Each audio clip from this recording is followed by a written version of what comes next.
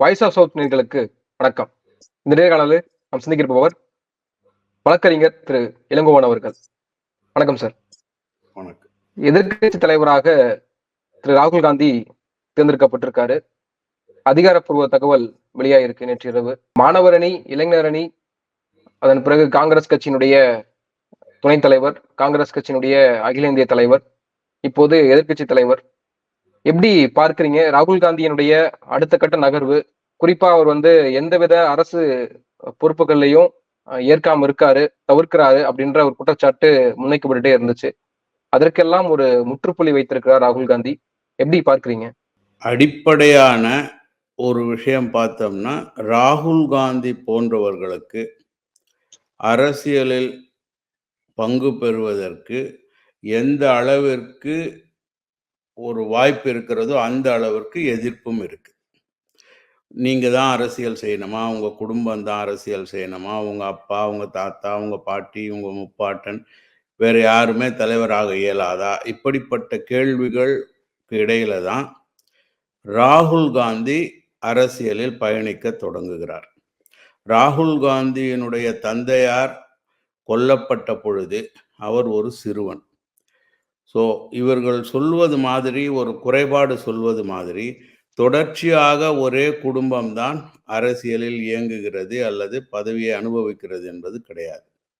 ஆனால் அந்த குடும்பம் பிரதிபலிக்கக்கூடிய கொள்கைகள், இப்போ ஒரு இந்தியாவில் ஒரு பிரச்சனை என்னன்னு எடுத்தோம்னா, இப்போ நேருவுடைய கொள்கைகளோ அல்லது இந்தியாவினுடைய சுயமான வளர்ச்சி, அடுத்தவரை சாராத வளர்ச்சி, இப்படிப்பட்ட கொள்கைகள்னு பார்த்தோம்னா விரும்பியோ விரும்பாமலோ தெரிந்தோ தெரியாமலோ அது குடும்பத்தோடு மட்டுமே என்று அடையாளப்படுத்தப்படுகிறது.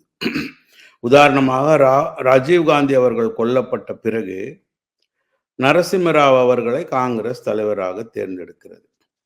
இப்ப நரசிம்மராவ் பிரதமராக வந்த பிறகு என்ன நடந்தது என்பதை இந்த நாடே பார்த்தது. அவருடைய ஒப்புதலின் பெயரில் தான் பாபர் மசூதி இடிக்கப்பட்டது. அதன் காரணமாகத்தான் சிறுபான்மையின மக்கள் காங்கிரஸை ஆதரிப்பதை விட்டு வெளியேற வேண்டிய கட்டாயம் ஏற்பட்டது. இப்படி பல அரசியல், அது ஒரு அரசியல் பாடமாக அமைய வரலாறு எடுத்தோம்னா, இவைகளையெல்லாம் தாண்டி ஒரு சிறுவனாக, ஒரு இளைஞனாக வளரக்கூடிய ராகுல் காந்திக்கு இந்த நாட்டில் அரசியலில் தன் பங்கிற்கு அவசியம் இருக்கிறது என்று தெரிந்த பொழுதுதான் அவர் அரசியல்ல கால் பதிக்கிறார். இது எங்க குடும்ப சொத்து, எங்களை விட்டு அவர் யாரும் வருவதற்கு என்று அவர் இல்லை. ஏன்னா ராஜீவ் காந்தி அவர்கள் மரணித்த பிறகு அந்த கட்சி எப்படி இருக்கிறது என்பதை நம்ம பார்த்துட்டு இருக்கோம். பலரும் தலைவராக வரக்கூடிய வாய்ப்பு அந்த கட்சிக்கு இருந்தது. உதாரணமாக சோனியா காந்தி அவர்கள் தலைவராக வரலாமா என்று எதிர்த்தோம் என்று சொல்லி சரத்பவார், மம்தா பானர்ஜி போன்றவங்கெல்லாம் தனி கட்சிக்கு போனாங்க. ஆனால் சரத்பவார் அவர்களோ மம்தா அவர்களோ இந்த 100க்கும் மேற்பட்ட 130 ஆண்டுகள் பாரம்பரியமிக்க காங்கிரசின் இந்திய தேசிய விடுதலை இயக்க கொள்கைகள், சுயசார்பு கொள்கைகள், ஏகாதிபத்திய எதிர்ப்பு கொள்கைகள், இவைகளை ஏன் பிரதிபலிப்படுத்தல அப்படிங்கிற கேள்வி வருது. ஸோ அவங்களுக்கெல்லாம் தான் தலைவராக இருக்கணும் என்பதும், அது எங்கு முடியுமோ அங்கு இருந்தால் போரும் என்பது மட்டுமே நோக்கமாக இருக்கிறது. ஆனால் இந்தியாவிற்கு, இந்திய வளர்ச்சிக்கென ஒரு அடையாளம் இருக்கிறது. இப்போ இன்னைக்கு கூட பாருங்க, பாரதிய ஜனதா கட்சியின் மிகப்பெரிய எதிர்ப்பினுடைய அடையாளமாக யார் இருக்கிறார்? ஜவஹர்லால் நேரு. அப்போ ஜவஹர்லால் நேரு என்பவருடைய கொள்கைகள் ஒரு பிரதிபலிப்பை தன்வயப்படுத்த முடியாமல் தவிக்கிறது, அல்லது தன்வயப்படுத்த இயலாது என்பதை தெரிந்து கொண்டு அழிக்க முயற்சிக்கிறது RSS. அதன் அரசியல் வடிவமான பாஜக அதற்கான பணியை செய்கிறது. ஆனால் காங்கிரசிற்கு அந்த கொள்கை வடிவை தங்களால் தர முடியாதவர்கள் தனித்தனி கட்சியாக போயிட்டாங்க. ஸோ அப்போ இவைகளெல்லாம் முன்னெடுத்து அவருக்கு ஒன்றுமே தெரியாது என்கிற பப்புன்னு ஒரு அடையாளப்படுத்தி அதற்காக பல கோடி ரூபாய் செலவு செய்து ஒரு நெகட்டிவ் பிராண்டா அவரை சித்தரிச்சாங்க. அதையும் தாங்கி கொண்டு கட்சிக்குள்ள வந்தோம்னா, கட்சிக்குள்ள பழுத்து கொட்ட போட்டவங்கன்னு சொல்லக்கூடிய காலமாக காங்கிரஸ் என்கிற அடையாளத்தில் அந்த கொள்கையை ஆதரிக்கிறோமோ இல்லையோ, ஆனால் அதிகாரத்தை அனுபவித்தவர்கள் அப்படின்னு இன்னமும் இருக்காங்க. அவர்களையும் எதிர்கொண்டு ராகுல் காந்தி அரசியல் செய்ய வேண்டிய கட்டாயத்தில் இருந்தார். சும்மா வந்து விடவில்லை அவர் இந்த இடத்திற்கு.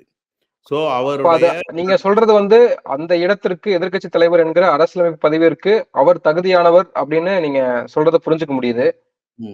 இதுல மோடி ஒரு பேட்டியில் கூட சொல்லியிருந்தாரு, கோன் ராகுல், ராகுல்னா யாரு அப்படின்னு கேட்டிருந்தாரு. இப்போ ஒரு எதிர்க்கட்சி தலைவராக எதிரில அமர இருக்காரு ராகுல் காந்தி.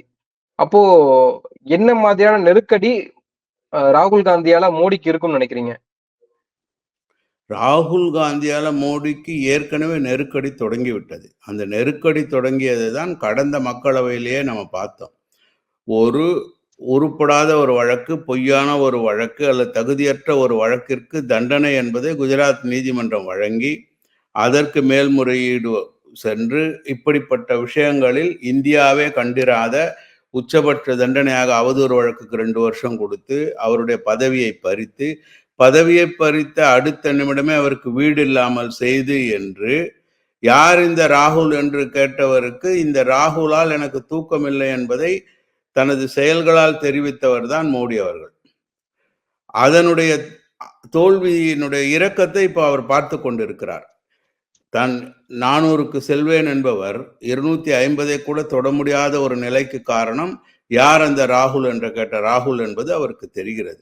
ஸோ மோடி என்கிற ஒரு அதிகார துஷ்பிரயோகம் செய்யக்கூடிய, அதிகாரத்தை வைத்துக்கொண்டு ஆட்டம் போடக்கூடிய ஒரு நபரின் தூக்கத்தை கெடுக்கும் நபராக ராகுல் காந்தி என்றோ பரிணமித்து விட்டார். இப்ப என்ன நடக்குதுன்னா, அவருடைய அந்த நெகட்டிவ் கேம்பெயின் ஒன்று செய்ததெல்லாம் தவிடுபொடியாகி இந்தியாவின் அரசமைப்பு சட்டத்தை பாதுகாக்கக்கூடிய சின்னமாக, அடையாளமாக, தலைவராக ராகுல் காந்தி உருவெடுத்திருக்கிறார். காலம் காலமாக இந்த கான்ஸ்டிடியூஷன் என்ன, இது எதுக்குன்னு வக்கீலுங்களுக்கே தெரியாது. நான் இன்னைக்கு கூட சொல்றேன், நான் அடிக்கடி சொல்றேன், இது சொல்ல வேண்டியதுன்னு நான் நினைக்கிறேன்.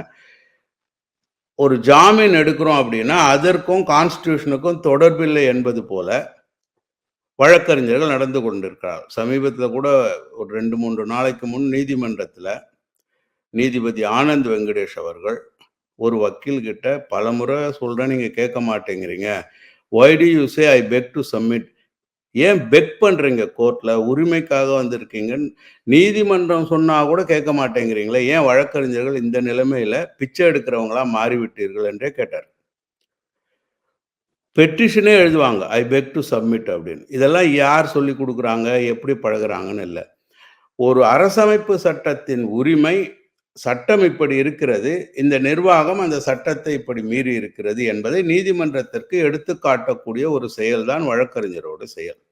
ஸோ அந்த கான்ஸ்டிடியூஷன் எங்கெங்கெல்லாம் நமக்கு உரிமை கொடுக்குது, எப்படியெல்லாம் உரிமை கொடுக்குது, அதன் அடிப்படையில் எப்படி சட்டம் இயற்றப்படுகிறது என்பதை மக்களுக்கு தெளிவுபடுத்தும் ஒரு முக்கியமான செயலை கடந்த தேர்தலின் பொழுது முன்னெடுத்து வெற்றிகரமாக செய்து, அந்த வெற்றி எந்த அளவிற்கு என்றால், இந்திய அரசமைப்பு சாசனம், இந்தியன் கான்ஸ்டிடியூஷன் புத்தகத்தை வைத்து தலை வணங்கினார் மோடி அவர்கள்.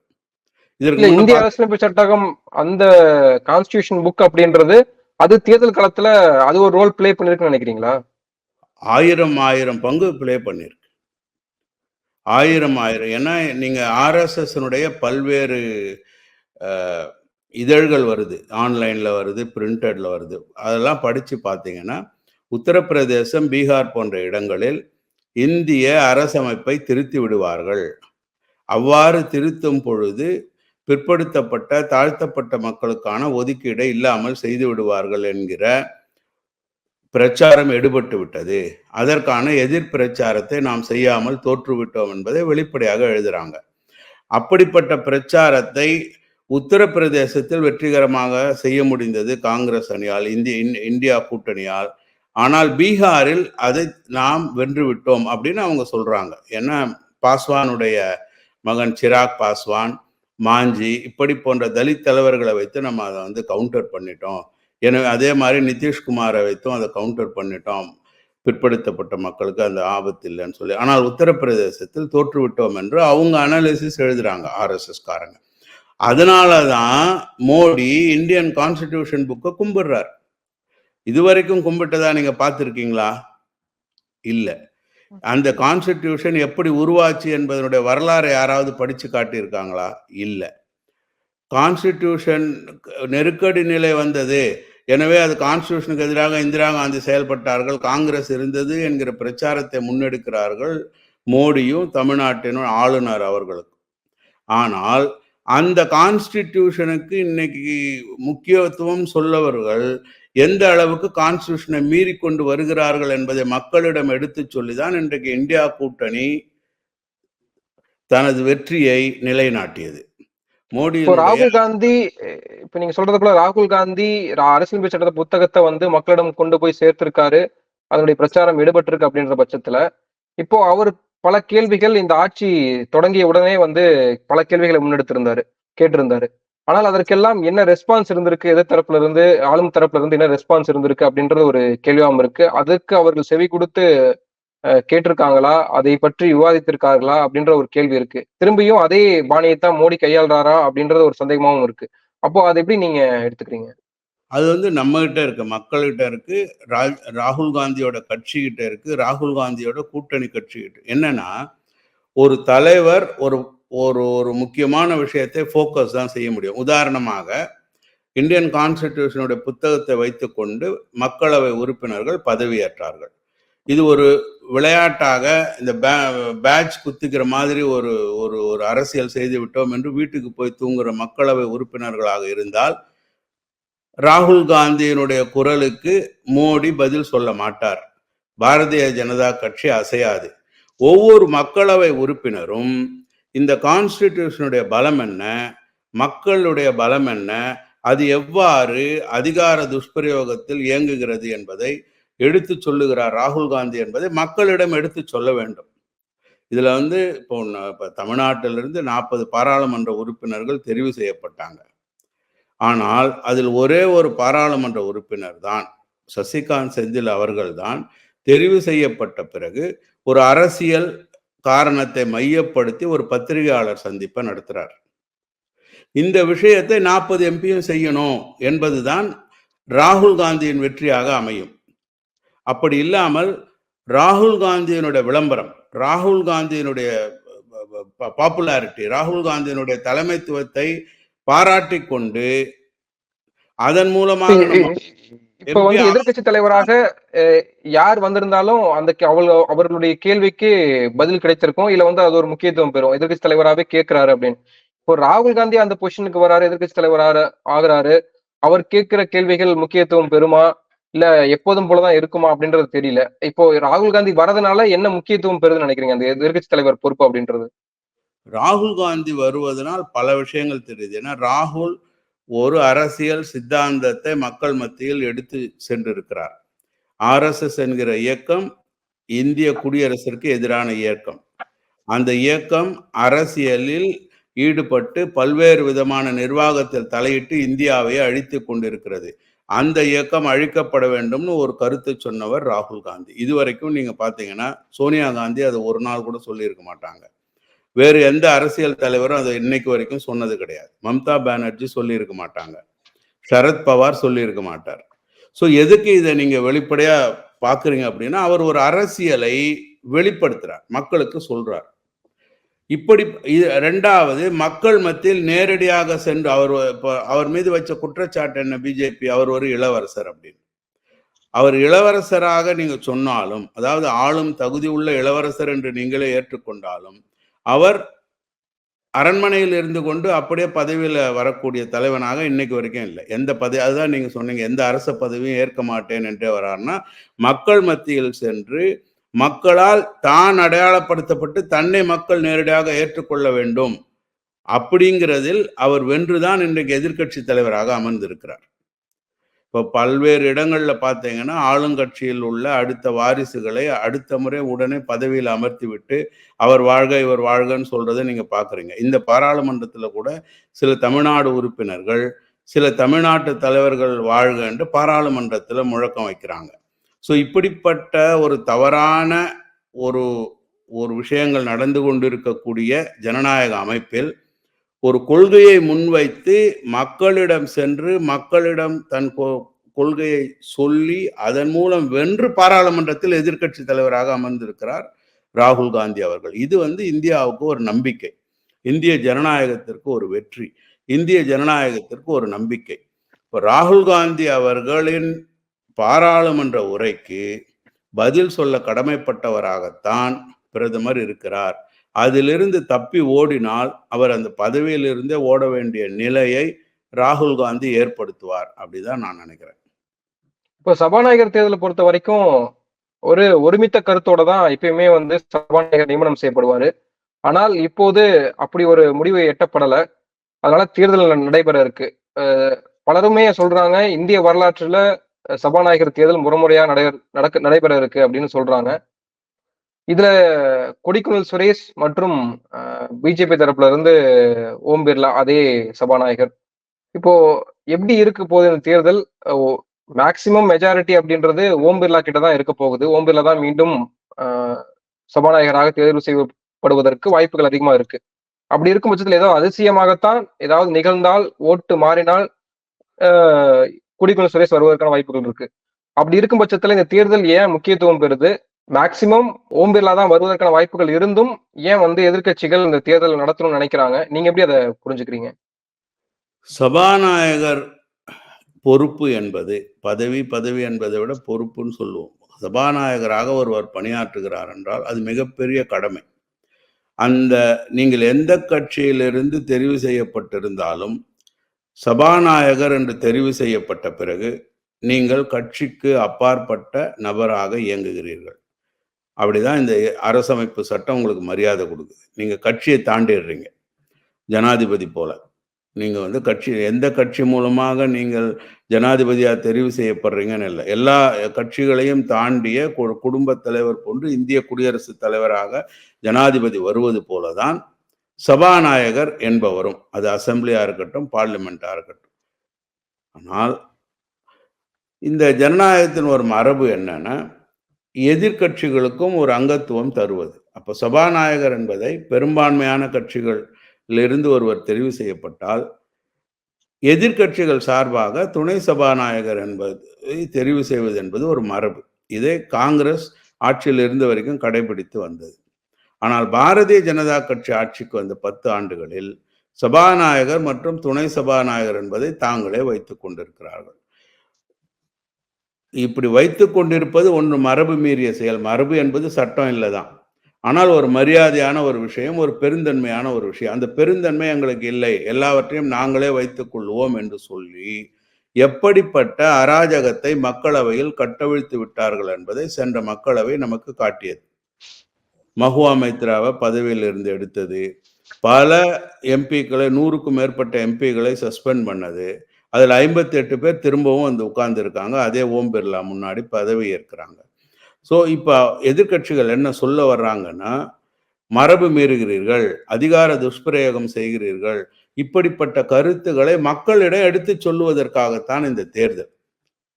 எல்லா தேர்தலிலேயுமே தேர்தல்ல முக்கியமான இப்படி தேர்தல் நின்னா துணை சபாநாயகரை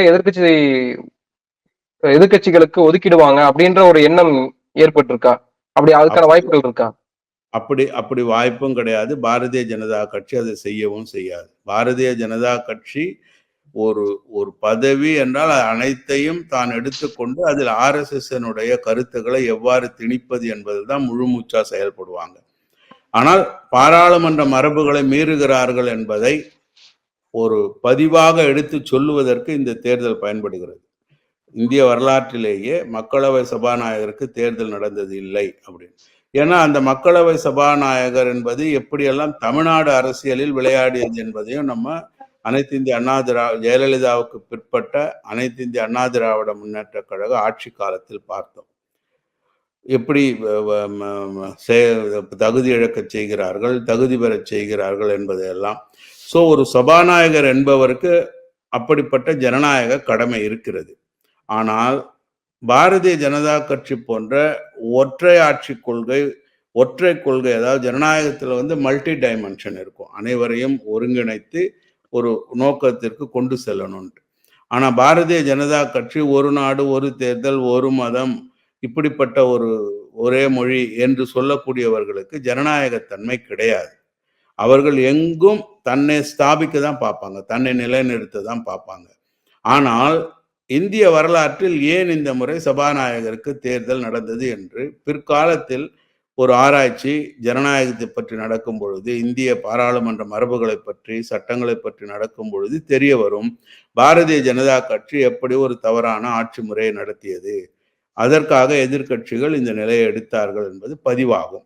இடைப்பட்ட நேரத்தில் நம்மை போன்றவர்கள் விவாதிப்பது போல மக்களிடம் என்ன நடக்கிறது, எப்படி இருக்க வேண்டும், எப்படி இருக்கக்கூடாது என்பதை எடுத்துச் சொல்வதற்கு ஒரு வாய்ப்பாக அமையும்.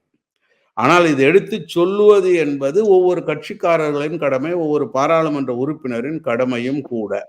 அதை இந்தியா கூட்டணி கட்சியினர் செய்வார்கள் என்று நாம் நம்புவோம். நன்றி சார். தொடர்ந்து பேசுவோம். அடுத்த அந்த நிகழ்வுகள் எப்படி இருக்குன்னு பொறுத்திருந்து பார்ப்போம். உங்க நேரத்துக்கு மிக்க நன்றி. நன்றி, நன்றி பாலாஜி.